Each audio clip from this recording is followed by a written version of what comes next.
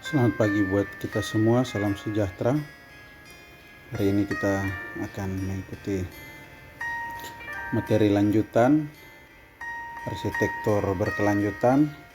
Kali ini saya akan memberikan contoh penerapan pasif desain pada desain rumah tinggal di Kota Kupang.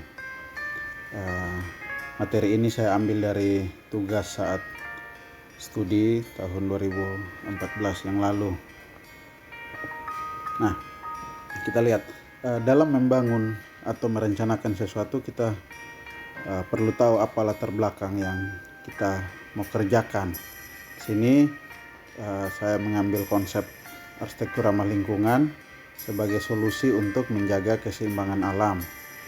Arsitektur ramah lingkungan dihadirkan dengan efisiensi energi melalui pemanfaatan alam sekitar serta mempertimbangkan keadaan iklim di daerah tersebut. Arsitektur ramah lingkungan merupakan jawaban bagi permasalahan lingkungan dan permasalahan arsitektur di Kota Kupang. Dan yang terakhir, arsitektur ramah lingkungan di Kota Kupang dapat berperan dalam menyadarkan masyarakat akan pentingnya keseimbangan alam. Nah, tujuan dan sasaran menghadirkan bangunan yang memenuhi kriteria berkelanjutan, terus menghadirkan sebuah rancangan ramah lingkungan yang inovatif. Kemudian ada beberapa sasaran di sini, merencanakan koefisien dasar bangunan sesuai dengan koefisien dasar hijau, merencanakan penataan massa bangunan sesuai dengan orientasi matahari, penataan massa bangunan yang tanggap terhadap pergerakan angin, pencahayaan dan penghawaan secara optimal, penggunaan dan alat penerangan dan penghawaan buatan yang memanfaatkan energi terbarukan, merencanakan sanitasi dengan komponen-komponen yang berbasis konsep green, juga merencanakan pengolahan limbah bangunan secara optimal, serta merencanakan penggunaan material alami dan daur ulang sebagai langkah ekonomis. Nah, dalam menerapkan sebuah konsep yang berbasis lingkungan, kita perlu tahu komponen-komponen apa saja yang ada dalam konsep tersebut, terus apa strategi desain atau strategi perencanaan dalam konsep tersebut.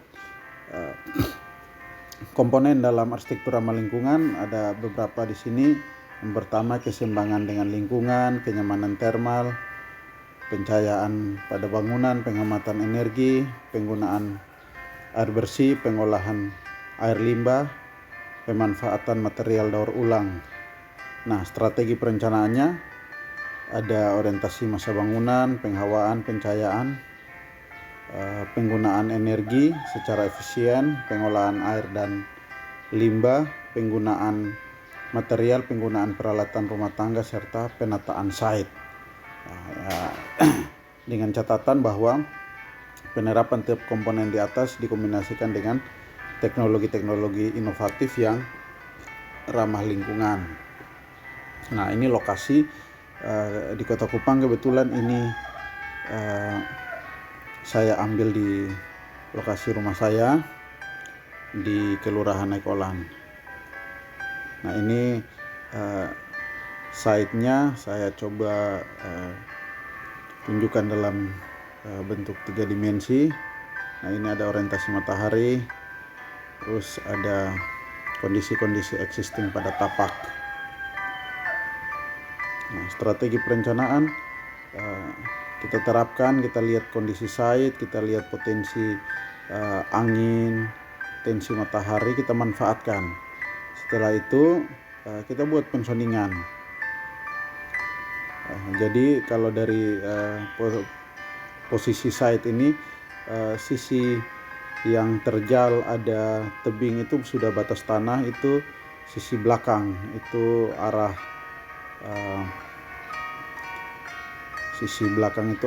barat, terus depannya timur. Nah, yang pertama orientasi terhadap matahari. Kita harus perhatikan baik-baik bangunan kita sisi timurnya, sisi barat, utara, selatan, kita optimalkan bagian-bagian mana yang harus mendapat pencahayaan yang optimal, bagian mana yang harus kita maksimalkan dengan pembayangan sehingga tidak terjadi silau, tidak terjadi panas yang berlebihan, supaya kondisi udara di dalam ruangan bisa lebih nyaman bagi penghuni atau pengguna bangunan tersebut. Nah, kita mulai dengan strategi perencanaan. Yang pertama, kita mulai dari bukaan. Nah, untuk bukaan ini kita harus memaksimalkan bukaan, tetapi yang tetap membuat nyaman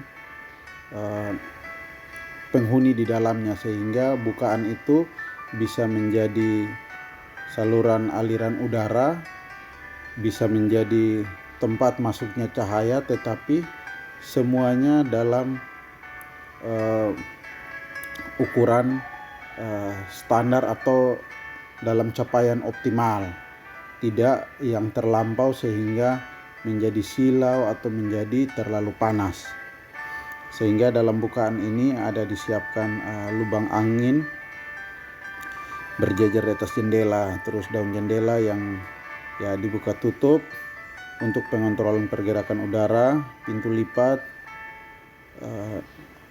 untuk mengoptimalkan bukaan pada siang hari, dan lubang angin yang berjejer di atasnya. Kemudian lubang angin aktif sebagai outlet pergerakan udara. Kemudian juga lubang angin di sisi utara selatan sebagai ventilasi silang pada bagian pada bagian gewel, sehingga tekanan udara yang dingin, yang lebih rendah bisa naik ke atas dan membawa udara panas keluar dari bangunan. Nah, kemudian bagaimana dengan penghawaan? Nah, penghawaan bisa dimanfaatkan beberapa elemen landscape. Ya, di sini ada pemanfaatan vertical garden dengan pergola sederhana di dekat area jendela, sehingga sinar matahari langsung tidak masuk ke dalam bangunan, tetapi difilter oleh tanaman. Kemudian ada kolam air, kolam hias, kolam ikan di sisi jendela dengan ada lubang angin yang terus bergerak di atasnya, sehingga memberikan efek sejuk, di mana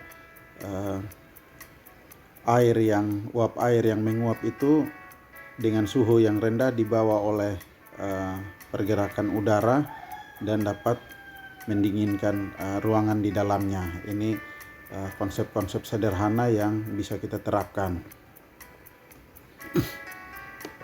Ya, penghawaan alami ini dioptimalkan dengan bukaan, juga dengan partisi di dalamnya, serta plafon untuk menghambat radiasi panas dari atap.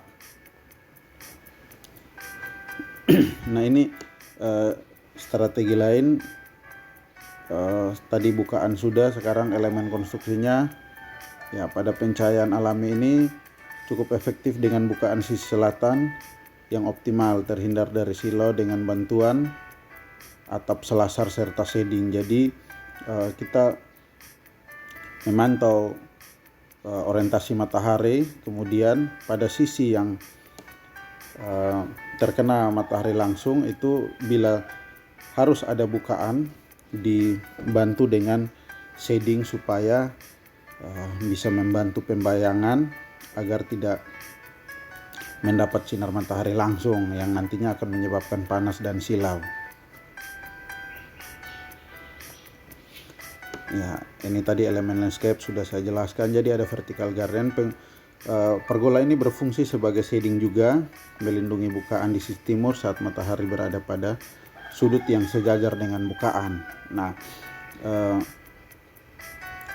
pergola ini dengan tanaman rambat ya memberi efek sejuk juga, sehingga sinar matahari langsung tidak membuat silau dan tidak membuat panas di dalam ruangan. Nah, ini ada di sisi timur di bagian depan serta sisi selatan di samping kanan bangunan. Nah, kemudian pemanfaatan barang bekas. Nah, barang bekas ini ya sudah banyak diterapkan oleh contoh-contoh bangunan-bangunan lain di luar sana. Nah, bagaimana kita juga melihat barang-barang bekas yang ada di sekitar kita, kita manfaatkan. Nah, ini di kamar mandi sisi bagian atas itu menggunakan botol bekas yang bisa juga memberi efek terang, tetapi tidak transparan langsung, sehingga privasi dalam kamar mandi atau dalam toilet ini juga tetap terjaga. Nah, kemudian sistem konstruksi ya, rangka atap menggunakan kayu, dinding menggunakan batu alam, kemudian untuk struktur bawah juga menggunakan batu alam. Semuanya diupayakan yang dapat dijangkau di sekitar site. Nah, kemudian penggunaan energi. Nah, dalam merencanakan bangunan kita perlu tahu seberapa besar kebutuhan daya listrik yang akan kita gunakan, baik itu untuk penerangan, baik itu untuk kebutuhan elektronik dan kebutuhan-kebutuhan lain yang akan ada di rumah kita, sehingga itu juga bisa menjadi acuan untuk kita menyiapkan sumber-sumber energi terbarukan, misalnya kalau mau kita sampai ke titik itu. Nah, contoh di dalam perencanaan ini menggunakan solar panel. Nah, ini ada contoh hitungannya, dihitung di sisi kanan, di sisi depan, sisi belakang bangunan, pada bagian atap diterapkan solar panel. Ini ada perhitungannya, sehingga dari perhitungan ini diperoleh jumlah 24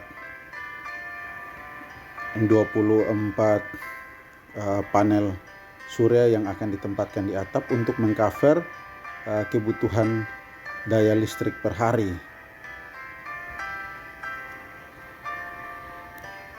Nah, kita lanjut lagi. Ini bagaimana dengan penggunaan air bersih. Jadi langkah efisiensi dalam penggunaan air bersih ini, yang pertama ya itu tandon di atas toilet. Jadi air dipompa ke tandon dan penggunaannya menggunakan gravitasi. Kemudian manajemen dalam penggunaan oleh setiap penghuni bangunan itu atau penghuni rumah ini juga perlu diperhatikan, sehingga penggunaan air bersih secara bijak. Efisiensi dengan sistem hidrolik pada kloset, mengurangi volume penyiraman air atau flush, semprotan dan kecepatan air yang keluar dari keran diatur, kemudian desain shower head. Jadi semuanya itu perlu kita perhatikan, sehingga efisiensi penggunaan air bersih pun dapat mendukung bangunan kita ramah terhadap lingkungan. Nah, kemudian air kotor. Air kotor juga bersumber dari air hujan maupun dari penggunaan kita di toilet maupun dapur. Nah, air kotor ini perlu kita perhatikan, sehingga kita treatment dengan baik, dengan benar, agar dapat digunakan kembali. Bayangkan kalau sumber air bersih kita misalnya kita mengandalkan PDAM di Kota Kupang yang sering tidak lancar, ataupun dengan pembelian air dari mobil tangki yang seharga 75.000 per 5.000 liter. Bayangkan penggunaannya dalam 1 tahun. Kita kalikan dengan jumlah penggunaan selama usia bangunan ini, sudah berapa besar pengeluaran yang harus kita keluarkan hanya untuk kebutuhan air bersih. Sedangkan untuk cadangan air bersih bisa kita kelola dengan water treatment yang benar. Nah, ini sebuah langkah ramah lingkungan yang perlu kita terapkan dalam perencanaan kita. Kemudian furnitur juga kita harus sesuaikan dengan bangunan. Bila temanya material alami atau material yang memberikan tekstur asli dari material tersebut, misalnya ada batu, kayu, ya mari kita coba melihat limbah-limbah kayu yang ada di sekitar kita, kita manfaatkan dengan baik, dengan inovasi yang benar, akan memberikan efek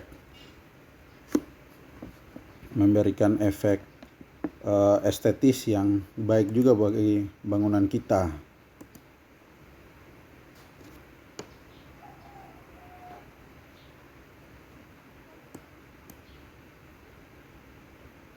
Nah,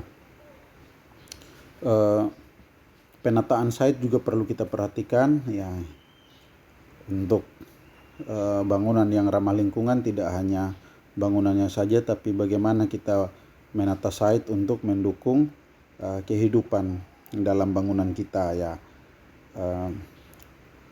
Menanam tanaman sayur, menanam tanaman obat di sekitar pekarangan itu sangat ramah lingkungan. Juga kita menyiapkan biopori untuk menyimpan cadangan air bagi tanaman, maupun bisa memberi efek tanah menjadi lebih subur. Nah, ini hasil desain, ada tampilan dari bangunan ini. Nah, itu saja contoh desain rumah yang ramah lingkungan. Jadi semua aspek desain dari konsep ramah lingkungan ini perlu kita perhatikan sehingga dapat memberi dampak yang baik bagi penghuni bangunan tersebut maupun bagi lingkungan yang ada di sekitar kita. Sekian contoh penerapan passive design dalam desain rumah tinggal. Terima kasih, salam sejahtera buat kita semua. Terima kasih.